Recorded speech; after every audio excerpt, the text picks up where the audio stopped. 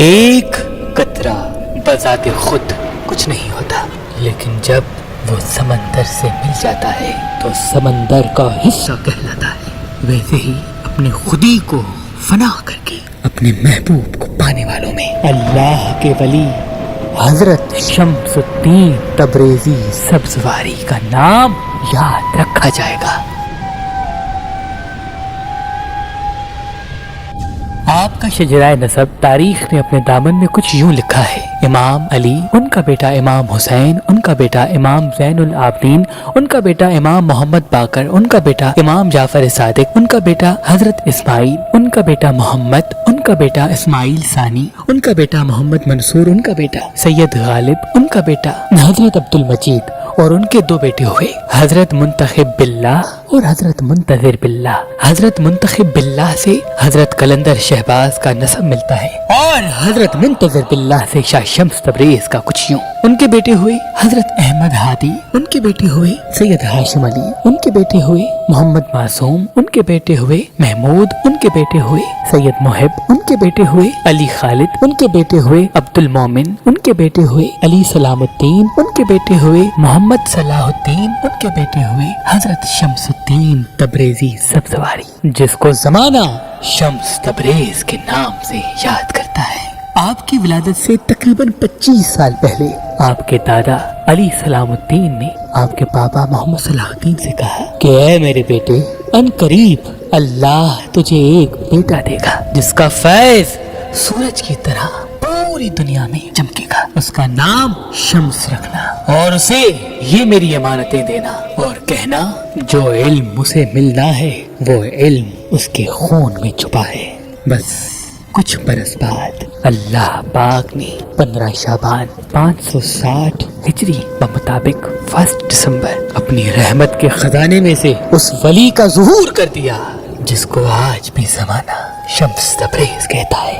آپ بچپن سے ہی تنہائی پسند تھے، سارا دن اندھیرے میں تنہا بیٹھے رہتے تھے اور اپنے والد سے مختلف علوم سیکھتے رہے، جن میں علم سلوک، علم نجوم، علم عقوب، علم نقالہ، علم نتیت، علم ابجد، علم لباب، علم جفر، علم نور، جنات نقد، مسام، اسرار زبان، نخد اور نیالہ کے ہزاروں راز تھے۔ آپ کی عمر مبارک ابھی 16 سال تک ہی پہنچی تھی کہ آپ ہر انسان کے ہر سوال کا جواب قرآن سے دینے لگے۔ بعض مرتبہ آپ کے والد آپ کے اس معرفت کی منزل کو دیکھ کے اپنے بابا کی وہ بات یاد کیا کرتے تھے کہ تیرے بیٹے شمس کا نور پوری دنیا میں چمکے گا۔ لیکن جیسے جیسے آپ کا علم بڑھتا رہا، آپ لوگوں سے ملنا کم کرتے رہے۔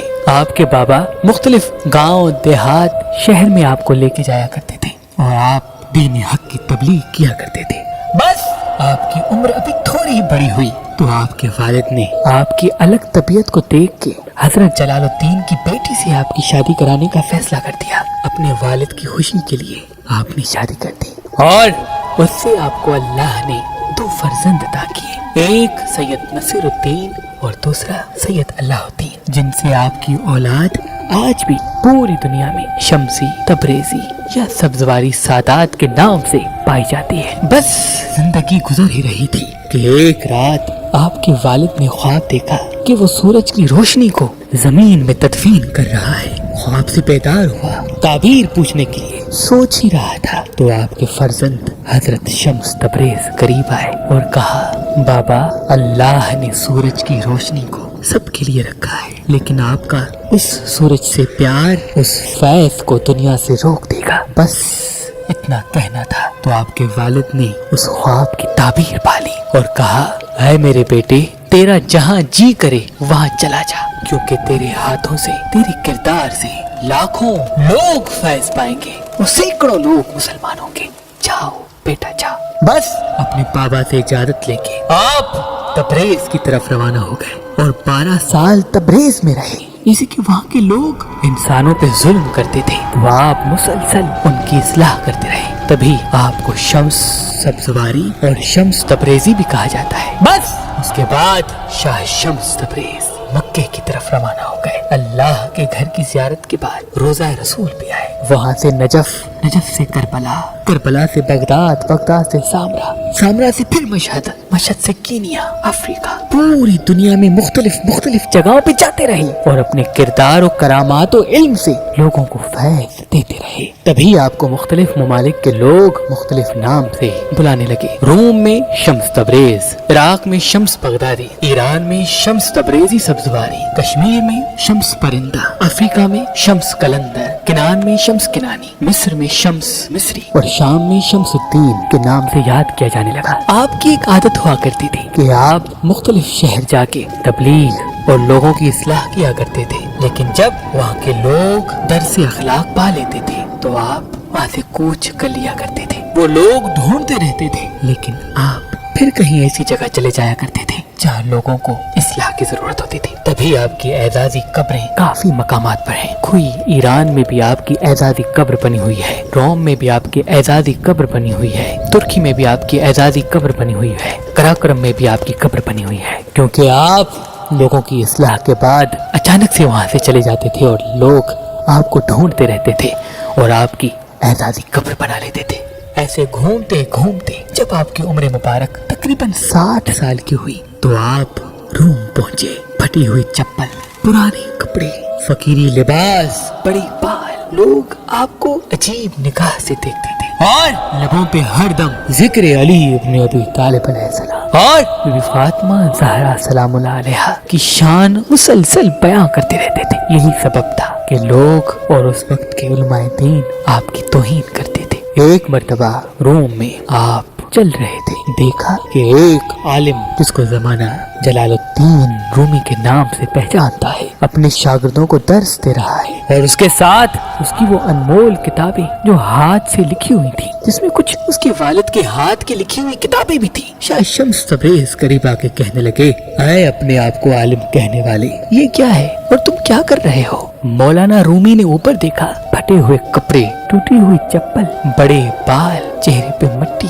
जब इस हाल को देखा तो कहा, बाबा कहीं और जाओ, मैं बच्चों को पढ़ा रहा हूँ और ये तुम्हारे समझ से बालातर बातें हैं, जाओ जाओ यहाँ से जाओ। बस ये कहना था तो शाह शम्स तबरेज ने देख के उन पूरी किताबों को साथ में नदी थी उसमें फेंक दिया। फेंकने के बाद मौलाना रूमी परेशान हो गए, अपने हाथ सर पे रख के कहने लगे, क्या है बाबा तुमने ये क्या कर दिया? तुमने गज़ब कर दिया। इतनी अनमोल किताबें मेरे दादा मेरे बाबा ने इतनी मुश्किलात से लिखी, वो सारी तुमने नदी में फेंक दी, ये तुमने क्या किया? मौलाना रूमी के शागिर्द शाह शम्स तबरेज की तौहीन करने लगे। आप सबको देखते रहे और इशारा किया कि रुको। नदी में हाथ डाला और एक एक किताब को बाहर निकाला और मौलाना रूमी के हाथ में वो किताबें एक एक करके जमा कर दी। तो मौलाना रूमी ने जैसे देखा वो किताब खुश्क और उस किताबों से मिट्टी निकल रही है, वो देख के हैरान हो गए और शाह शम्स तबरेज से पूछने लगे, ऐ बाबा ये क्या है? शाह शम्स तबरेज ने कहा, ये वो है जो तुम नहीं जानते। बस शाह शम्स तबरेज ये कह के चले गए और मौलाना रूमी अपने शागिर्दों को छोड़ के शाह शम्स तबरेज के पीछे पीछे आने लगे और कदमों में गिर गए और कहने लगे, मुझे माफ करना, मुझे अपना शागिर्द बनाओ, जो इल्म तुम्हारे पास है मुझे भी सिखा। तो शाह शम्स तबरेज ने कहा, इल्म ढूंढने से नहीं बल्कि खुद को खोने से मिलता है, क्योंकि एक कतरा कुछ नहीं होता, लेकिन जब वो समंदर से मिल जाता है तो समंदर का हिस्सा कहलाता है। बस उस दिन से मौलाना रूमी सारा दिन आपके कदमों में बैठ के आपसे फैज़ हासिल किया करते थे और आपके मुरीद बन गए और रक्स करने लगे। लोगों को पढ़ाने के बजाय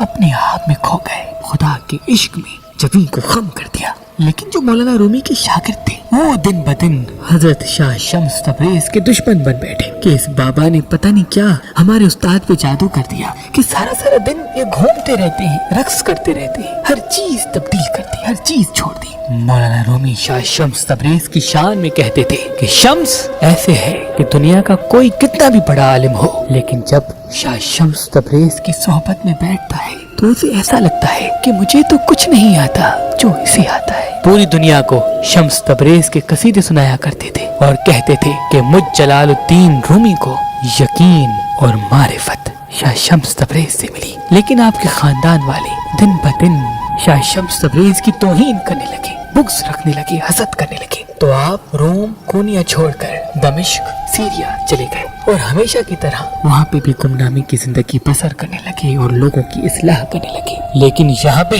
मौलाना रूमी रो रो के निढाल हो गए, अपने शागिर्दों और घर वालों से लड़ते रहे कि ये तुमने क्या कर दिया, अल्लाह के उस वली को मुझसे दूर कर दिया जिसकी वजह से मुझे मेरा वजूद मिला था। मौलाना रूमी की हालत ऐसी हो गई जैसे एक बच्ची से उसकी माँ अलग हो जाए। रोते रहते थे, पूरा साल गुजर गया। किसी ने मौलाना को ये खबर दी कि दमिश्क में शम्स तबरेज को देखा गया है। तो आप ढूंढते ढूंढते दमिश्क आ पहुंचे और बड़ी मिन्नतें की कि आप हमारे साथ रहें, आप हमसे अलग ना हो, क्योंकि मुझे आपसे काफी फैज और लेना है। आप मेरे लिए मारिफत के राही हैं, मेरे हादी हैं, मेरे मुर्शिद हैं, मेरे उस्ताद हैं। बस बहुत मिन्नतों के बाद शाह शम्स तबरेज फिर से रोम आ गए और साथ रहने लगे। तो फिर से मौलाना रूमी ना मदरसा, ना जुम्मे का खुतबा, ना शागिर्दों को इल्म, ना किसी से बात, बस फकीरों की तरह अपनी खुदी में खोए हुए शाह शम्स तबरेज के साथ मारिफत की राह पे अकेले चल पड़े। कुछ वक्त तो लोगों ने सब्र किया, लेकिन फिर से मुनाफिकीन उठे,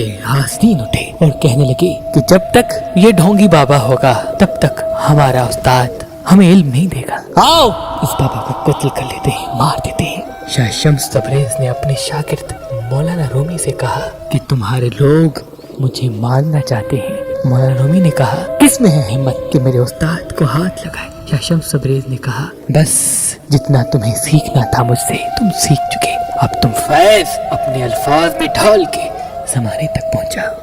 बस ये कहकर जब सोए और सो के उठना था तो मौलाना रूमी ने बहुत ढूंढा, शाह शम्स तबरेज को न पाया। कभी दाएं देखते हैं, कभी बाएं देखते हैं, कभी घर के बाहर देखते हैं, कभी पूरा शहर ढूंढने लगते हैं। लोगों को कहते हैं शम्स तबरेज कहाँ गया, शम्स तबरेज कहाँ गया। लोग कहते हैं हमने नहीं देखा, हमने नहीं देखा। वो ढूंढने लगे, रोने लगे, तड़पने लगे, लेकिन शम्स तबरेज फिर कभी नहीं मिला। वो वापस दमिश्क गए, वहाँ ढूंढा, नहीं मिला। बस एक रात शम्स तबरेज ख्वाब में आके कहते हैं मैंने तुम्हें कहा नहीं था कि तुम्हें जो इल्म मिला उसे अल्फाज के लिबास में ढाल के लोगों तक पहुंचाओ। हमारा सफर बस यहीं तक था। इस ख्वाब के बाद मौलाना रूमी अपने फैज मारिफत से लोगों को मुतवज्जा करते रहे और आपके इश्क में आपकी एक एजाजी कब्र बना ली। जब भी याद आती तो आके आपकी कब्र को सलाम करते थे।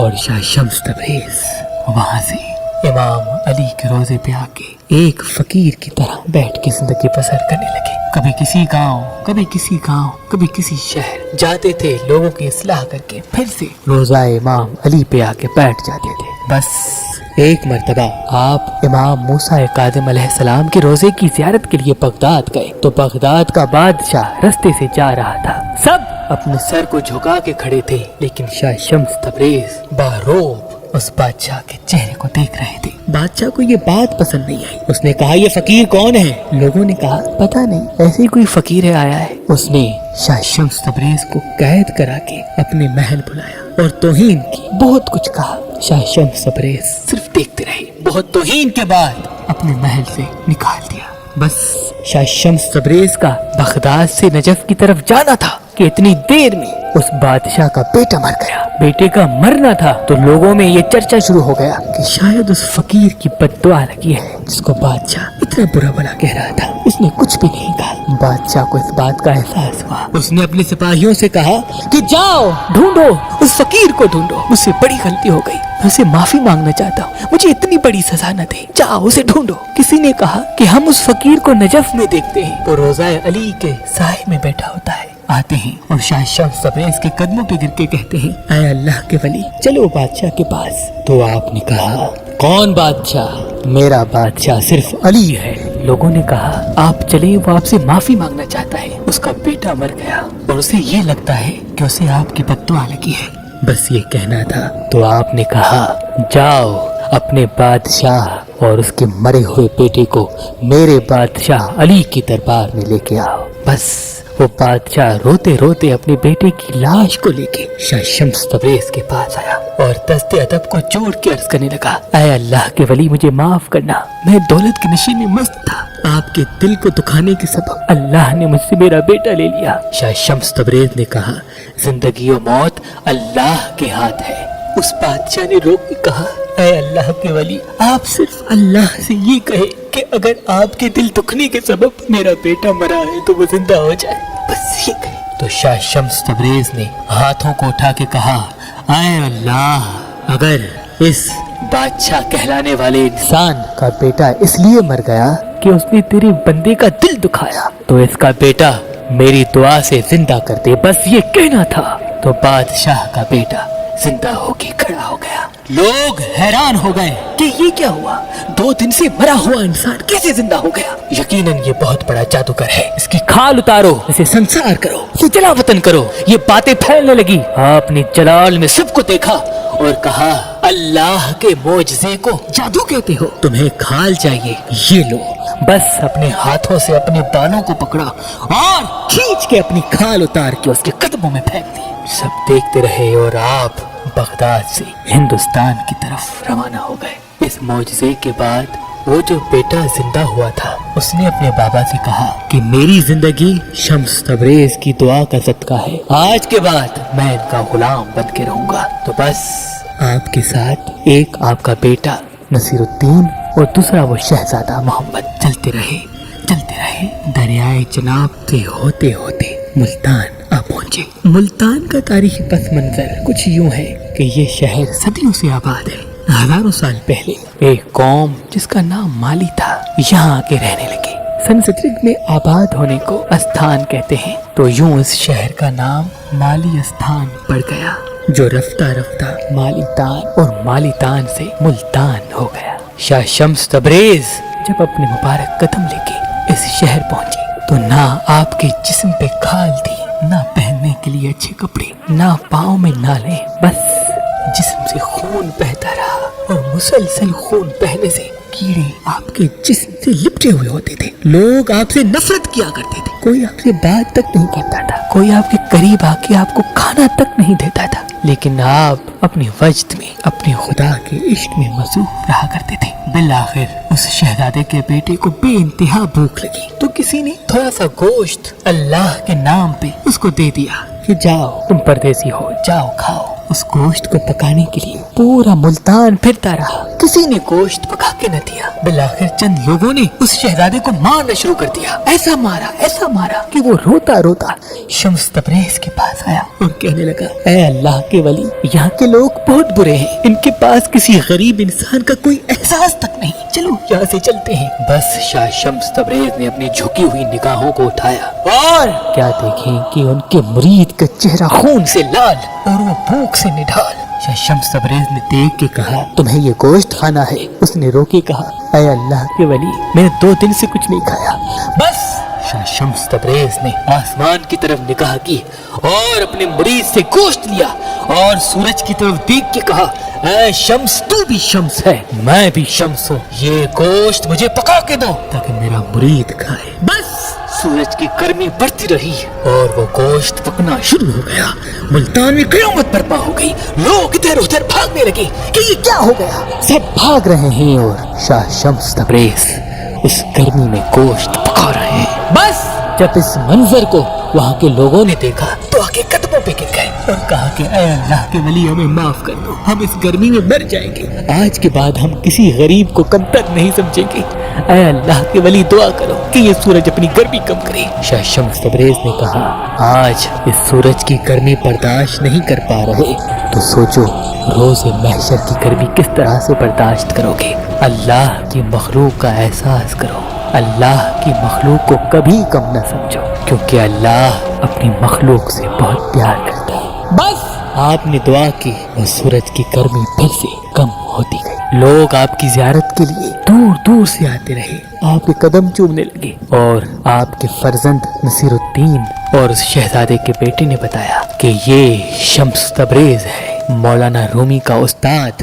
سبزوار کا سید، آل رسول آل علی ہے۔ آپ کے جسم پہ کھال نہ ہونے کی وجہ سے آپ کے جسم کا خون اتنا بہہ چکا تھا کہ چند ہی ایام میں آپ دارالفنا سے دارالبقا کی طرف کوچ کر گئے۔ لیکن آپ کے بیٹے نصیر الدین نے جو علمی باتیں آپ لوگوں کو بتایا کرتے تھے، علم نجوم، علم جفر، علم نخت کہ وہ راز جو زمانے کو سکھاتے تھے وہ اکثر کر کے تحریر کیا کرتے تھے، اور وہ جو پتھر جو ہمیشہ آپ کے سینے میں ہوا کرتا تھا، اس پتھر اور ہاتھ کی کتابوں کو آپ نے اپنے بابا کی آخری نشانی سمجھ کر اپنے گھر میں چھپا دیا، جو پشت در پشت ہوتے ہوتے آج ہم تک آ پہنچا، اور ہم ان ہاتھ کے لکھے ہوئے کتابوں کے توسط سے مختلف علوم آپ تک پہنچاتے